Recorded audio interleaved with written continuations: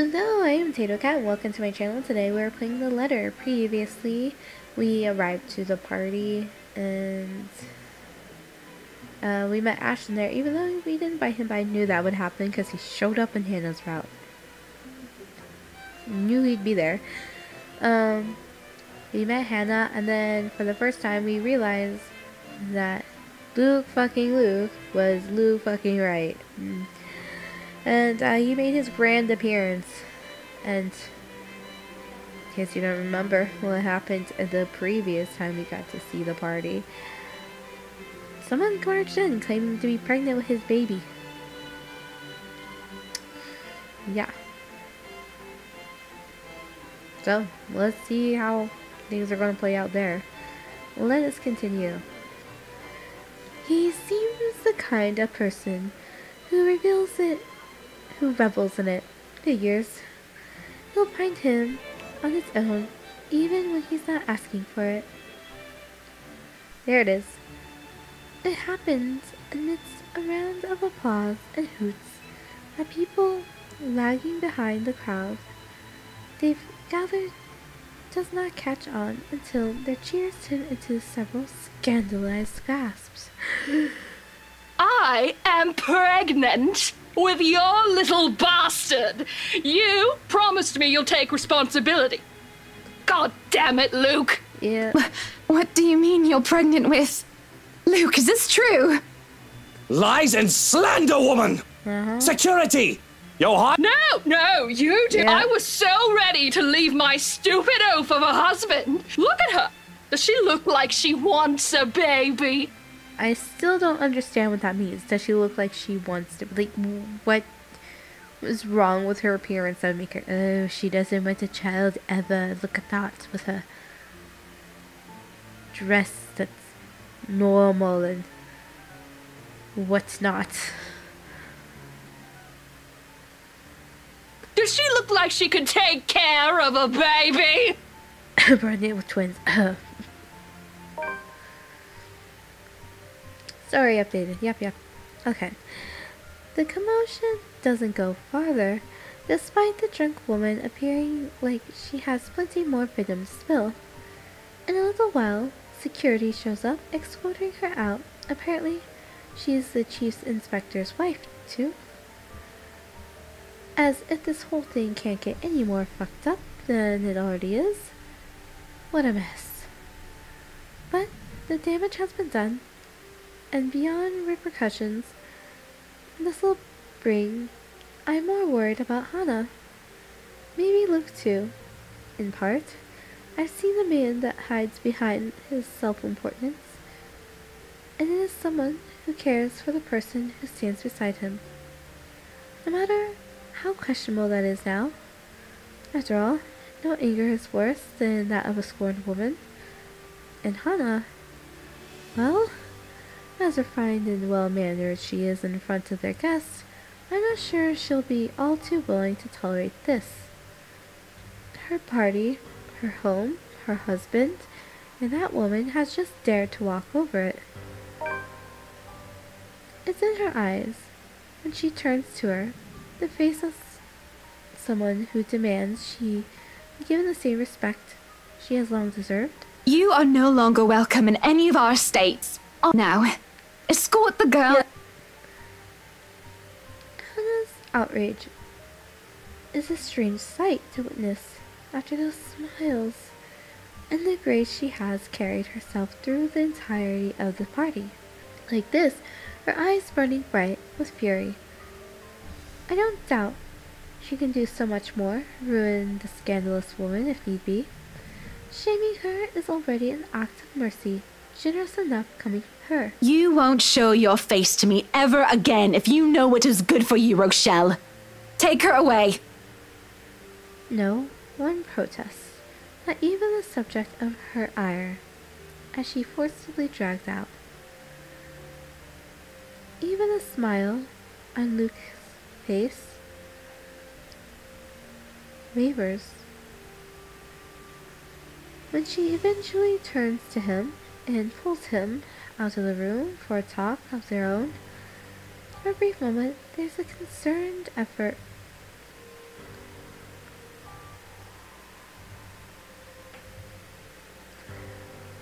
For a brief moment, there's a concerted effort between those left in the hall.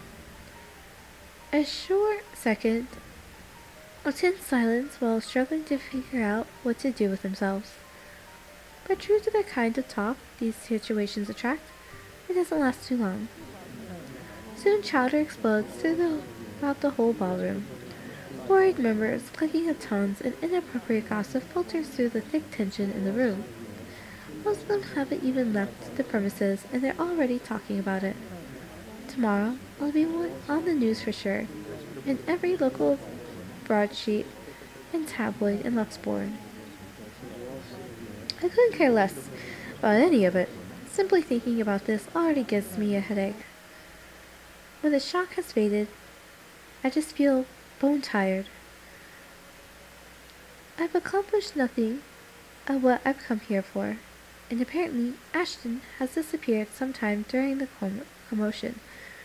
Wasn't there a moment when the ghost appeared during the party? Like, I can't remember if it was behind Hannah or if it was behind, Becca. But it was behind one of them, and they reacted. But they didn't mention that this time.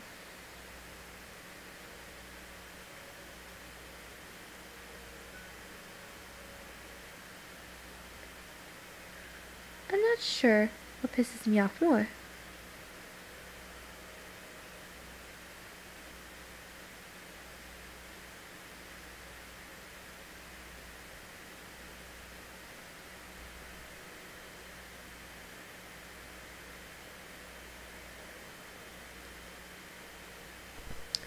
That he ignored me the whole evening and might have just left without saying anything, or knowing he obviously has some other motive for being here. Can't he at least trust his own friends for that? He didn't have to hide it from me.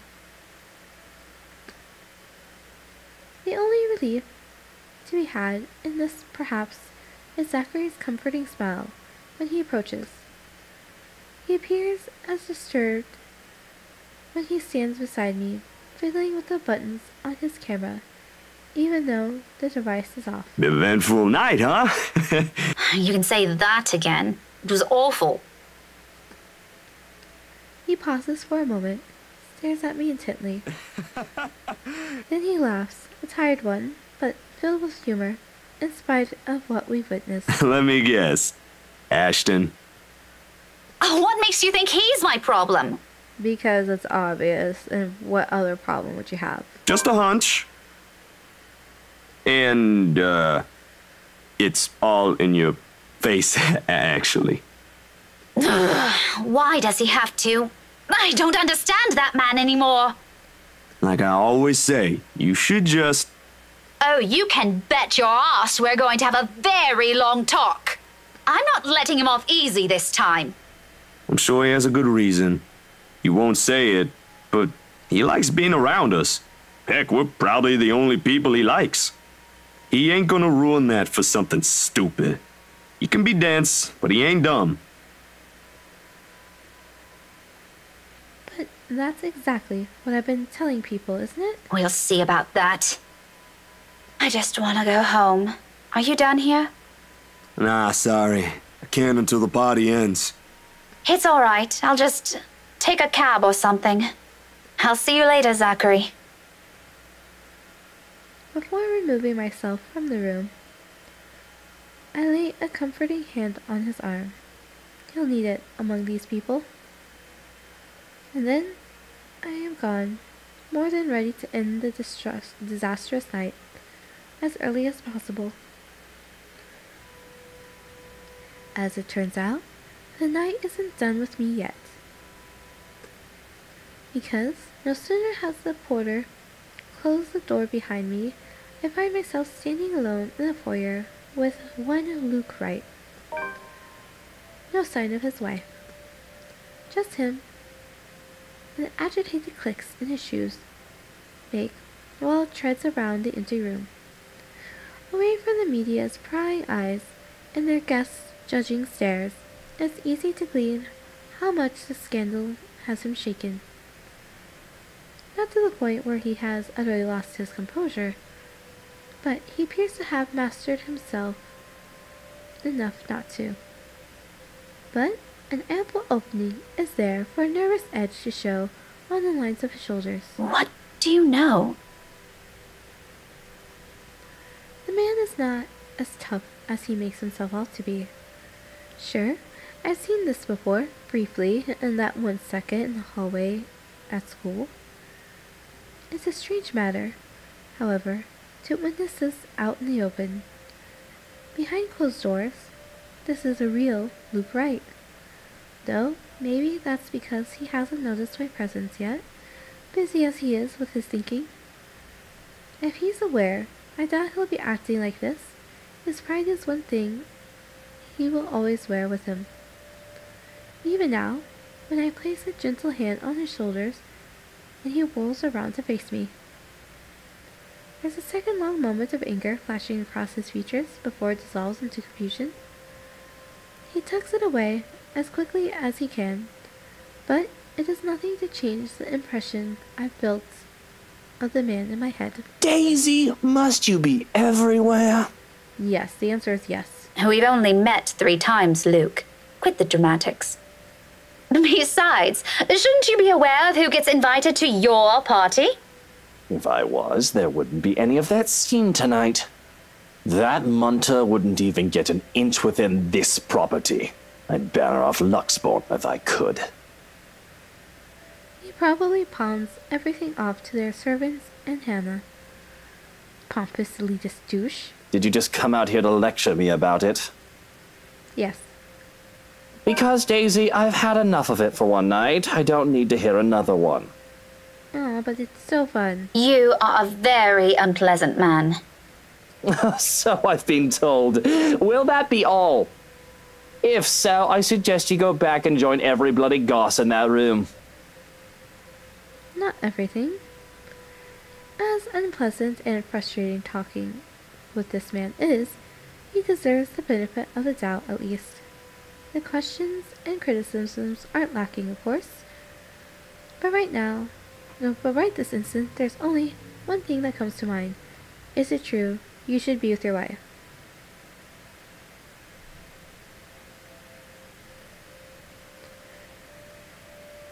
I don't say you should be with your wife. I feel like, is it true he's going to be pissed off at it? I feel like he's going to be pissed off no matter what we say. You should be with your wife. You know, brooding over here isn't going to fix this mess. Oh, he likes us more. I feel like, is it true shows that we doubt him. So, like I said, just because I don't particularly like him, I still don't want a specific character to be hated by other characters. I feel like it's going to be problematic if that happens. I mean, the relationships must mean something for something, right? They can't be just some useless device. Again with the lecture. Will you stop calling it that? Very well, what should we call this then? A heart-to-heart? Please don't, I might puke. And just so you know, I don't want to talk about feelings. Ever. This isn't one, all right? It's just a friendly concern. Bloody hell, can't you just take it for what it is? He pauses at that. Suddenly, he doesn't know what to do with his hands, and in the end, he simply stuffs them back to his pockets and sulks. There probably aren't many people who tell him that. He's a difficult man to get along with, after all. I honestly won't give him a second of my time if I didn't see a different side of him. Dealing with him requires more than patience. When the awkwardness passes, mostly coming from him, he merely glances away. But the tightness in his shoulders has eased when he speaks again, despite his rather rude choice of words. None has any venom in it. Friendly concern, right.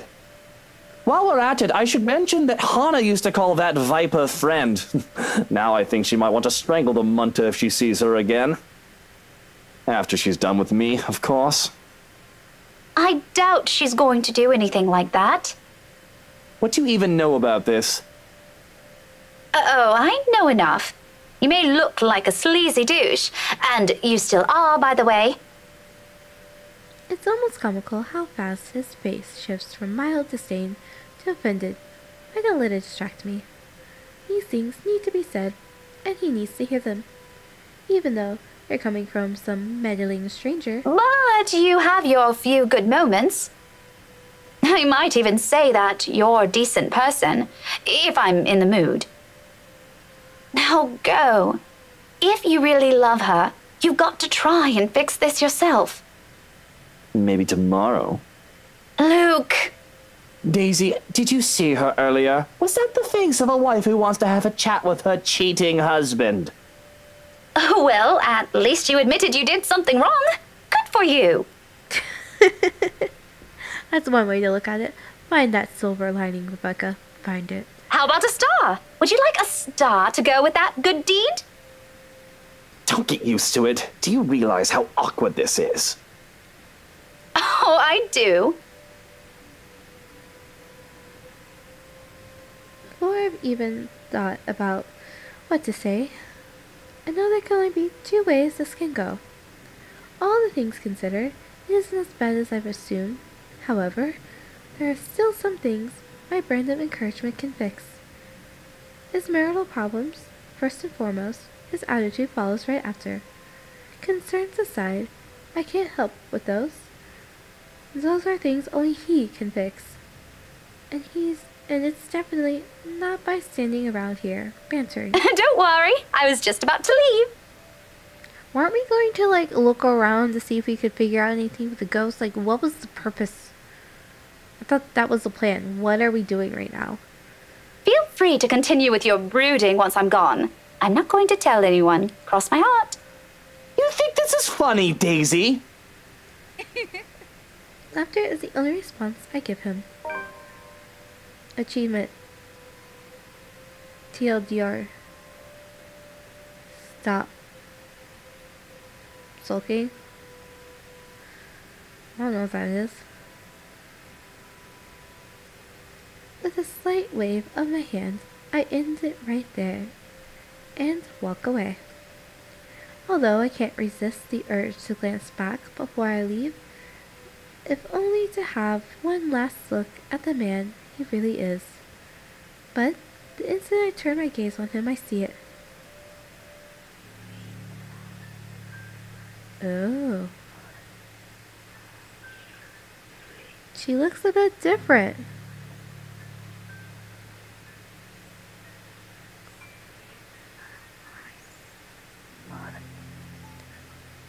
Looming, hovering over his shoulder, drawn to him like a moth to a flame.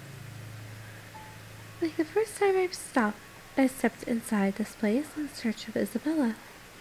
Yeah, because it looks like she has a cloak or something on her and she's not as rowdy.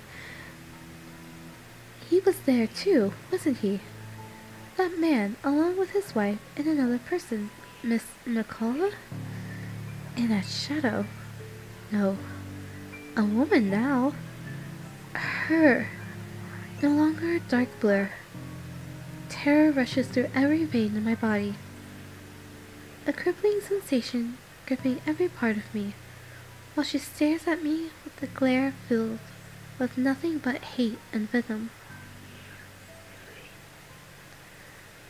It's like staring at the eyes of a woman I've unknowingly robbed of something precious.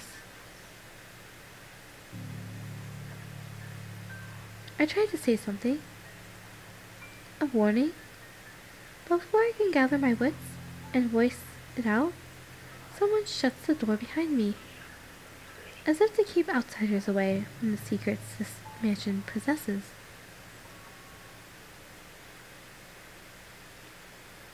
Journal updated.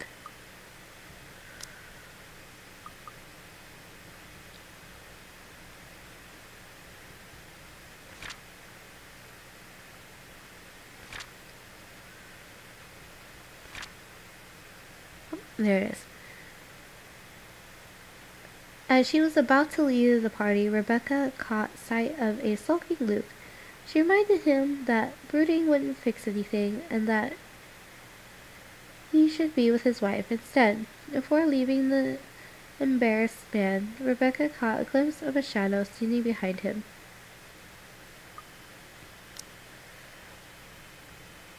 The brush of fresh air against my cheeks was little to dampen the chill in my bones. By now, the sensation, the fear and disquiet, it leaves whenever I see her.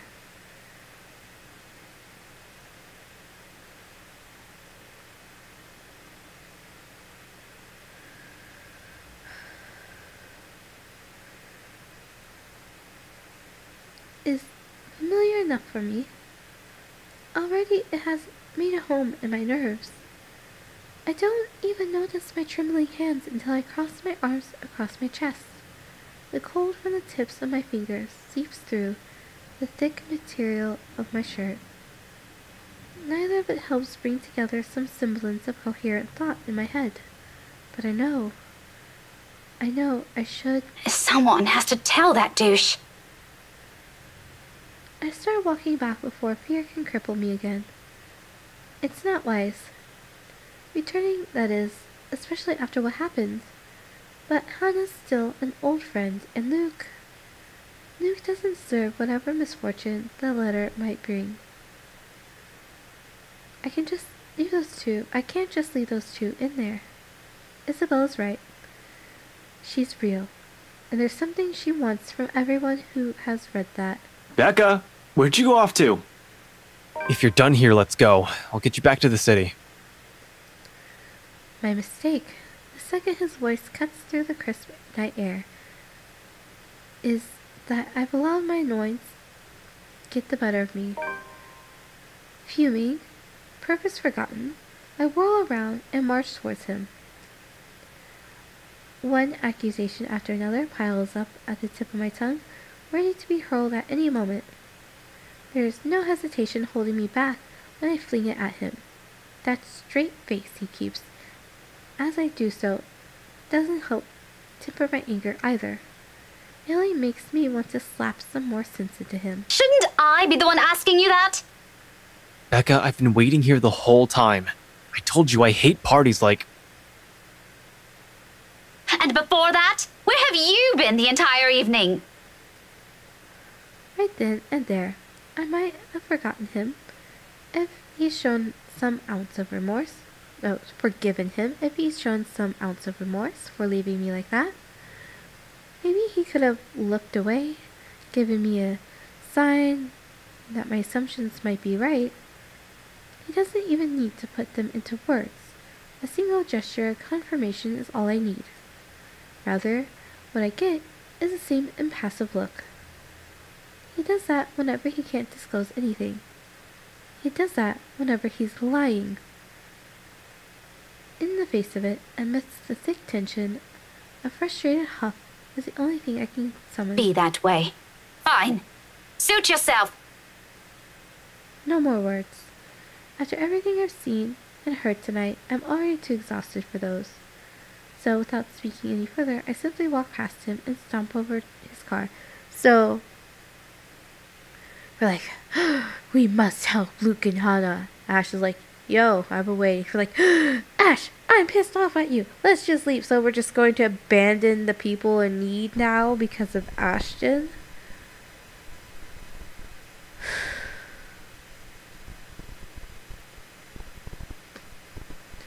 Although, before I can pull open the door, he calls out, one hand outstretched and a gentle weight on my shoulder. Wait, Becca.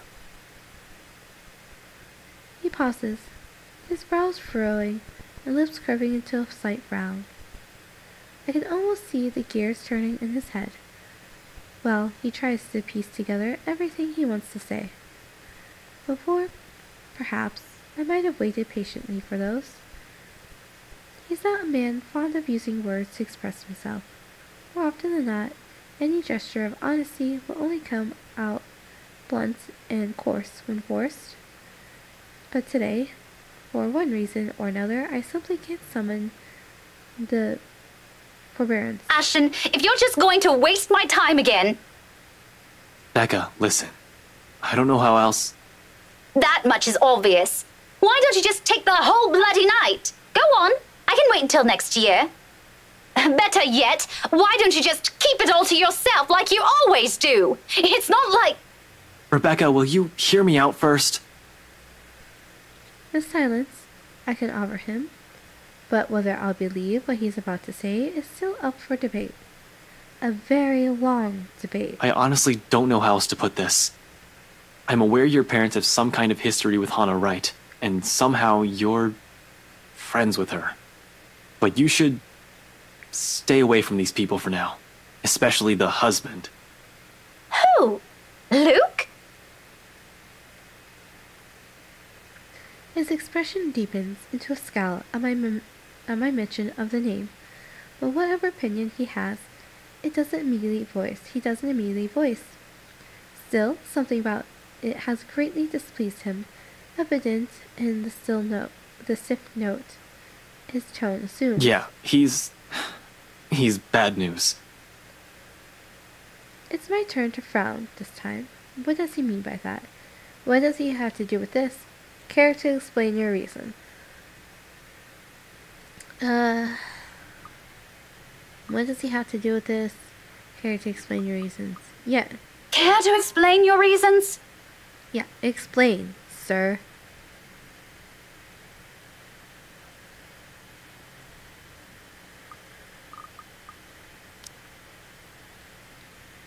Oh, Ashton is pleased with that.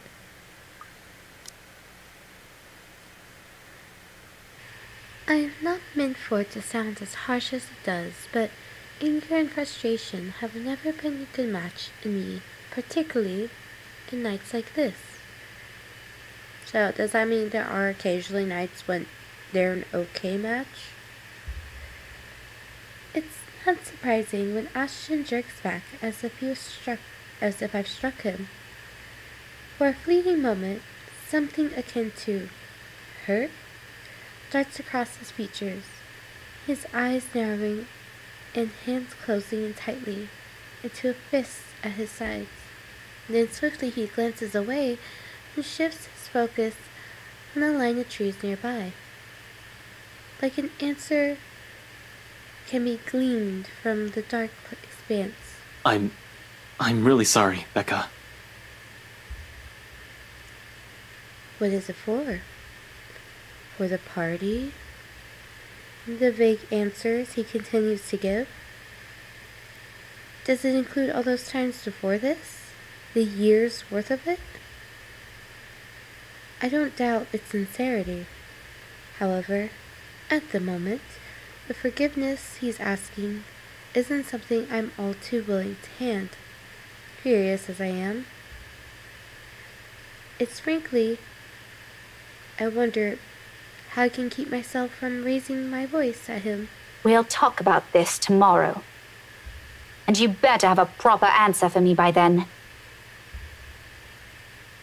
There's a brief hesitation before I step away, a short moment of wanting to say more, of waiting if he has anything to add.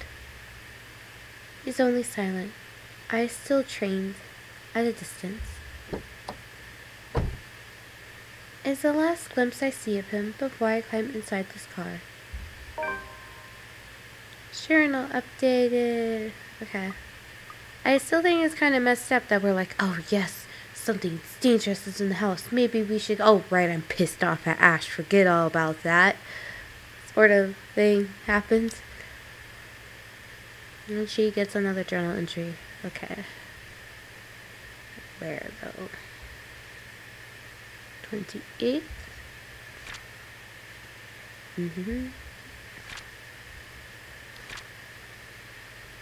Here it is. Rebecca found Ashton waiting for her upon exiting the mansion. Irked because he was nowhere to be found during the entire party, she demanded to know what was going on. When he couldn't give her an answer, Rebecca warned they still talk about it some other time. Okay, thrilling, awesome. As the door slams closed with the same force as the anchor I'm holding, it sound merely vanishes into the night unnoticed. We follow soon after, and shortly we're on our way back to the city. Yet, even with the city's bright lights welcoming us, the dense, somber air from the mansion still lingers. The moon is almost at its highest by the time we reach Solemnwell. Even after our respective heads have cooled off, the atmosphere within the car remains rife with unspoken tension. This isn't a problem so easily fixed with a few handshakes. Quite frankly, I don't know what will. Ashton himself has no idea what to do when he alights and dawdles awkwardly in the middle of the car park, unsure. It almost seems like he's having an internal debate whether he should say goodbye or mutter another apology. I could have driven him away, purely out of spite, the second I'd gotten off. Still, old habits die hard. Well, we'll see what happens to these two in the next episode. I'm Table Cut. If you haven't already, like, comment, subscribe. Have a wonderful morning, evening, afternoon.